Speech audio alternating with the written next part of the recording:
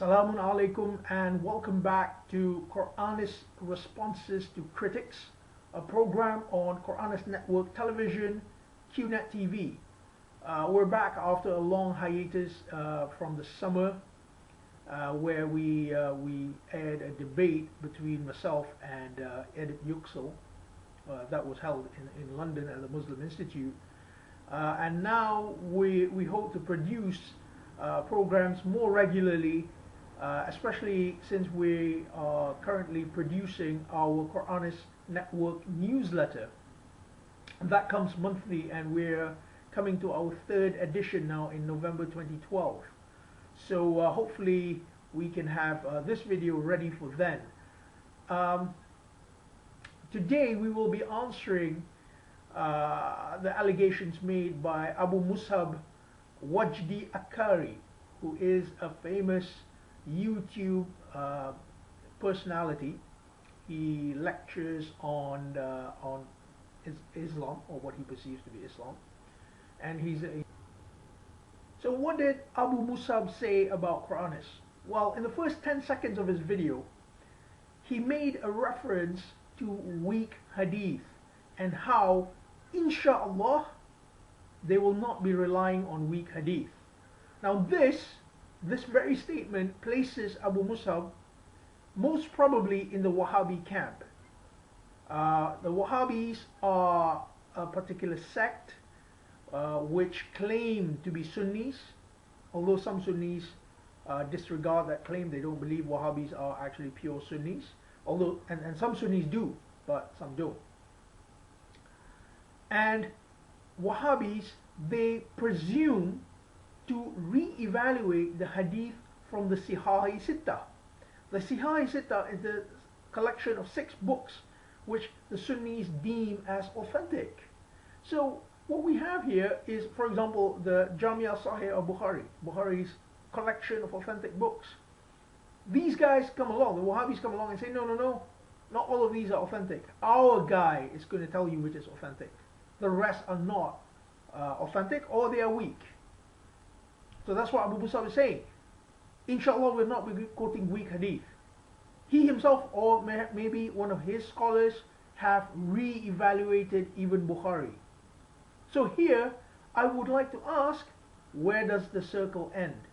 It's a merry-go-round, basically. You have Bukhari, and Bukhari claims that all of these are Sahih. Then you have some guy who says, okay, well, no, some of these are not Sahih. Who asked that guy? And who asked the guy who asked that guy? And on and on. This reminds me of biblical scholarship. For Christians who do not take the Bible to be the literal word of God, and the Bible has undergone a tremendous amount of scholarly criticism, they say some verses are authentic and some verses are not. And some of their versions of the Bible remove verses and even restore those verses. So this is exactly what's going on in hadith scholarship. Sure, you can do that, but how can you claim that it is from God or Allah if this is the case? So this is the thing we need to watch for here. When he says weak hadith, we need to ask him, weak by whose evaluation? Right, our next point is where Abu Mussab quotes An-Nahl, chapter 18, verse 89. And he quotes the phrase, or rather the sentence within the verse, وَنَزَّلْنَا عَلَيْكَ الْكِتَابِ, and we descended to you the book, تِبْيَانًا لِكُلِّ شَيْءٍ, explaining all things, وَهُدًى وَرَحْمَةً وَبُشْرَى لِلْمُسْلِمِينَ, and a guidance and a mercy and good news for the Muslimin. So this is apparently talking about the Quran. I disagree. I don't think it talks about the Quran. I think it talks about Al-Kitab, which is the complete teachings of Allah. Because the context speaks about judgment. If you read chapter 16, verse 89 in full, it's about judgment of everyone. So it's clearly not just Quran, but also but the wider concept of God's teachings. So Abu Mussab claims that Quranists read this, they read the phrase Tibyan likulli shay detailed explanation of, or detailed clarification of everything, and they say we don't need the Sunnah. And that's actually not far from the truth. Some Quranists do this. Personally, I don't like to use this verse, but some Quranists do use this verse, and they disregard the Sunnah. So Abu Mussab says, okay, this shows that they are playing with the Quran. They are interpreting Quran according to their desire. So let's take note of that. They are interpreting Quran according to their desires. And then he quotes a verse. He does not give references for the verse. He quotes the verse which says, وَأَنزَلْنَا إِلَيْكَ الذِّكْرَ, and we descended to you الذِّكْرَ, the reminder, لِتُبَيِّنَ لِلنَّاسِ, that you may clarify for mankind. So in other words, the Prophet is to clarify the Quran. And because Quranists, they don't quote this verse, they are hiding, they are obfuscating the truth that the Prophet is the explainer of the Quran. Seems fairly logical, except for one thing. This verse is not quoted in full. Abu Musab didn't give the reference for this verse, quite strangely. Now, let's not suspect anything. Maybe it was just an oversight on his part. But if it was deliberate, then unfortunately it is a great deception on his part.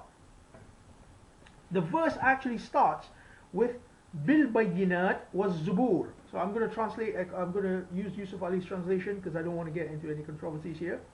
Bil Bayyinat was Zubur means with clarifications and scriptures, according to Yusuf Ali. That's how the verse begins. Bil Bayyinat was Zubur. So the Prophet clarifies the Quran with Bayyinat and Zubur, with clarifications and Zubur. It's not out of nowhere. It's not Bil Hadith was Sunnah. It's Bil Bayyinat was Zubur. Wa anzalna ilayka dhikra. That's the bit Abu Musa quoted. And we descended to you a dhikra litubayyina linnas, that you may clear for mankind ma nuzzila ilayhim, what has been revealed to them, wa la'allahum yatafakkarun, and so that they can think. Yatafakkarun, that they may think. Now here's the question. If these are hadith which are clarifying the verses of the Quran, what need is there to think anymore? Obviously the response would be, we hear and we obey, because it's now clear. Why do they need to think? لَعَلَّهُمْ يَتَفَكَّرُونَ, that they may think. Obviously this is the recitation of the Quran. It is to bring about the verses of the Quran so that we think. Just like Allah asks in chapter 47 verse 24, do they not contemplate the Quran, or on their hearts are there locks? You see? So this is not the Prophet giving an additional explanation to the Quran. Abu Musab didn't even quote the verse in full. He only quoted the middle bit of the verse. I mean, what kind of a scholarly use of Quran is this? Furthermore, he says the Quran is not clear. Is this true? Before that, we need to explore this word Bayyinat, which occurs at the beginning of chapter 16 verse 44. Bil Bayyinat. Where else have we seen this verse? I urge you to open to chapter 98 verses 1 to 2, which says, those who reject among the people of the book and the associators, they were not going to depart until that there comes to them al-bayyinah, in singular. Chapter 98 verse 1, al-bayyinah. So hatta ta'tihim al-bayyinah, until it comes to them al-bayyinah. What is al-bayyinah? Next verse.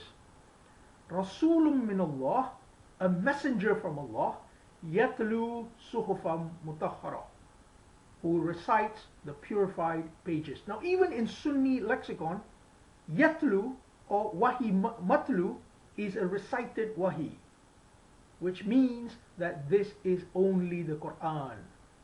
So the Prophet was clarifying the Quran. What does that mean? That means that he was reciting the Quran, making the Quran mubin, clear. Now Abu Musab claims that without the Sunnah, the Quran is not clear.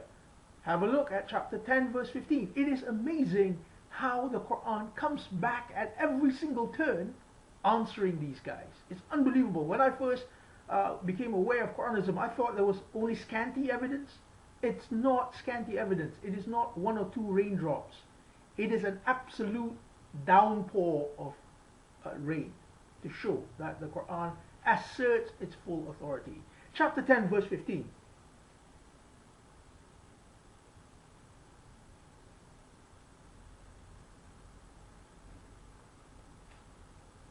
وَإِذَا تُتْلَى عَلَيْهِمْ آيَاتُنَا بَيِّنَاتٍ. And when it's recited again, tutla, matlu, sunnis, they say it's recited. وَإِذَا تُتْلَى عَلَيْهِمْ آيَاتُنَا بَيِّنَاتٍ. When it is recited to them, our clear signs.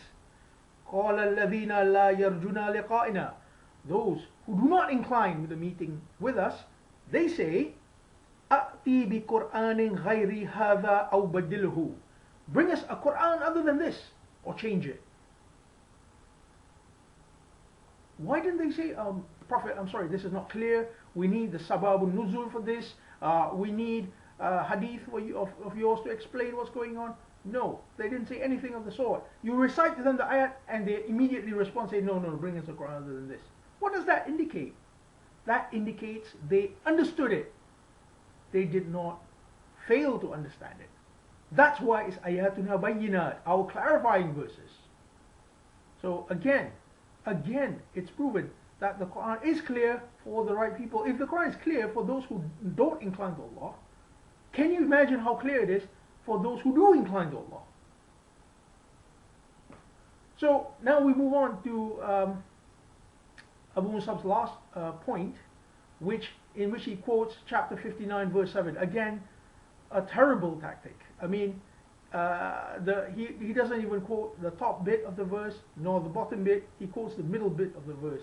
وَمَا أَتَاكُمْ رَسُولُ فَخُذُوهُ وَمَا نَهَاكُمْ عَنْهُ فَانْتَهُ. And whatever the messenger gives you, take it, and whatever he denies you, deny it. It's not even the full verse. I urge you to open and just read from the top all the way to the bottom, and then read the context. This is one thing people like Abu Musab don't ever do. They will never quote the context for you, because the context will show that they are wrong. So with that, I hope to end this, but before that, I would like to say to Abu Musab, if you're watching this video, sir, most respectfully I must tell you, you accuse the Quranists of playing, of interpreting the Quran according to their desire. Yet, this is how you quoted the Quran. This is how you interacted with the Quran. You just simply did not provide references. You quoted verses without any context. You didn't even quote full verses. How is this? You know, the Quran says in chapter 61 verses 2 to 3, it says, Ya ayyuhalladhina amanu, O ye who have believed, lima taquluna ma la taf'alun. Why do you say that which you do not do? And then it says, kabura maqtan 'inda Allah. Most hateful, greatly odious it is in the sight of Allah. Antakulu ma la taf'alun. That you say that which you don't do.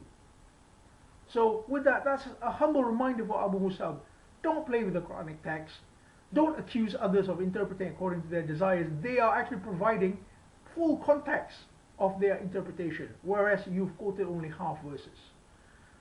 With that, I end this video, and I hope to see you again in future episodes of Quranist Responses to Critics. We hope to talk to Muslim Vlog Guy, Yusuf Ali, and a few other people who have commented against the Quranists as well. Thank you very much. Bye.